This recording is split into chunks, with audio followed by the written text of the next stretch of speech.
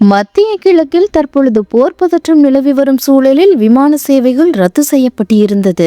சில நாட்கள் இடைவெளிக்கு பிறகு தற்போது குறைந்த அளவில் விமான சேவை தொடங்கியுள்ள நிலையில் துபாய் நோக்கி சென்ற எமிரேட்ஸ் விமானம் மீண்டும் சென்னைக்கு திரும்பியுள்ளது. கடந்த சில நாட்களாகவே இஸ்ரேல், அமெரிக்கா மற்றும் ஈரான் இடையேயான போர் தொடர்ந்து வருகிறது. இருதரப்பும் மாறி மாறி தாக்குதல்கள் நடத்தி வருகின்றன. அங்கு கிட்டத்தட்ட ஒரு போர் பதற்றம் உருவாகியுள்ளது. இதனால் கடந்த சில நாட்களாகவே அங்கு விமான சேவையானது கடுமையாக பாதிக்கப்பட்டது. விமான சேவை மொத்தமாக முடங்கியதால் மத்திய கிழக்கு நாடுகளில் சிக்கிய பயணிகள் தாயகம் திரும்ப முடியாமல் தவித்தனர். இந்த சூழலில்தான் இன்று முதல் குறைந்த அளவில் விமான சேவையானது தொடங்கப்பட்டுள்ளது. அதன்படி எமிரேட்ஸ் விமானம் இன்று காலை 3:50 மணிக்கு சென்னையில் இருந்து துபாய்க்கு புறப்பட்டது. 37 பயணிகளுடன் அந்த விமானம் துபாய்க்கு சென்றது. இருப்பினும் அந்த விமானம் மீண்டும் சென்னைக்கு திரும்பியது.